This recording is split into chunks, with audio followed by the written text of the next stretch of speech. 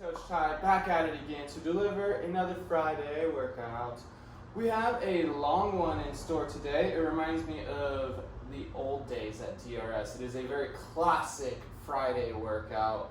And what I mean by that is you're in it for the long haul. It's a 26-minute workout with 4 different movements, and then you're just gonna keep cycling through, and you're just gonna get the ball rolling, and you're gonna keep it rolling. So we're gonna look for a consistent pace to establish early on, and we're gonna keep that pace throughout, and then spike things up a little as we reach the later minutes of the workout. So with that said, let's get to it. I'll break down the movements, the weights, and how to approach this workout in the following videos. Alrighty y'all, so a 26-minute AMRAP with 4 different movements, a 200-meter run, 5 touch and go power cleans, 35 double unders, and 8 kettlebell swings.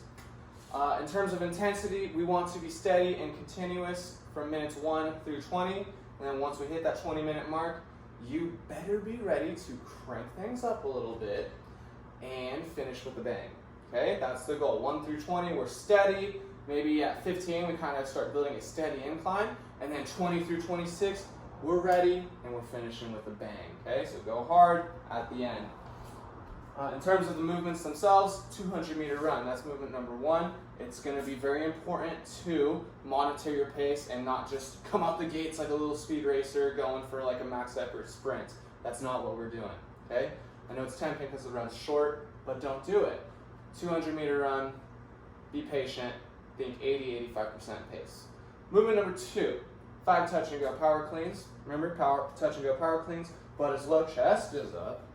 We drive and then catch with control in a power position.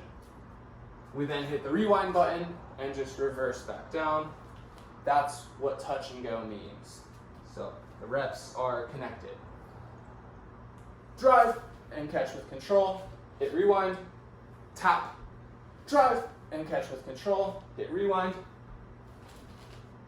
5 times. If you have a barbell, the RX weight is 135 for the men and 95 for the ladies.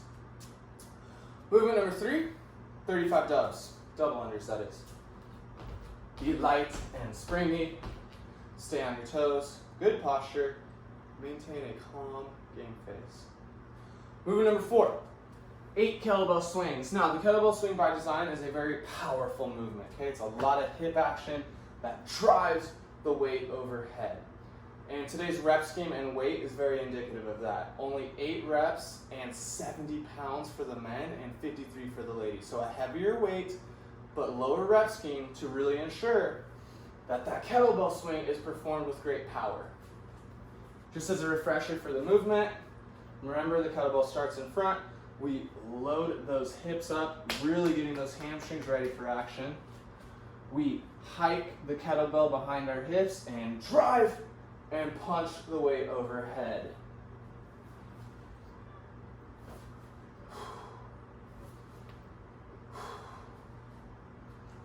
Be sure to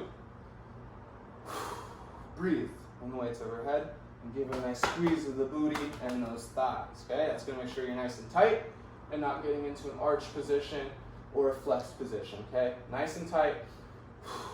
Exhale. Be patient as the kettlebell descends down.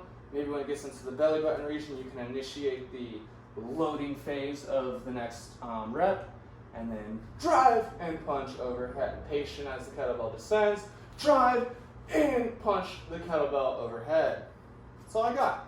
So, 26-minute AMRAP, 4 different movements, 200-meter run, 5 touch and go power cleans, 35 double unders, and 8 kettlebell swings. Get it. And to get you fired up and ready to go, obviously you jump, skip, crawl, hop, run to begin. That way you're nice and sweaty, your heart's pumping, and your blood is flowing. After that, I'm going to recommend a couple combo moves for you, okay? One is the leg pull into a reach, into a runner's pose. Okay? The leg pull into a reach, into a runner's pose. When you get into the runner's pose, make sure that stance leg is nice and straight and you're pushing your foot through the ground. The second combo move is a knee pull. So drive your knee into your chest, into a lunge, in, to a twist. So we're checking like 3 or 4 boxes with that one stretch alone. The third and final move I want to recommend is the med ball power clean, because we got some power cleans today. You keep the laces of the ball out, so the ball is not really moving, but you are moving about the ball. To translate to the catch of the power clean, I would recommend getting a hold, maybe for like 15 seconds, keeping good posture. So you're not dumbing forward, you're not extending back, but maintaining good posture. Okay? Those are some suggestions. I hope you found them useful. I'm Coach Ty. I'm signing off. Peace out.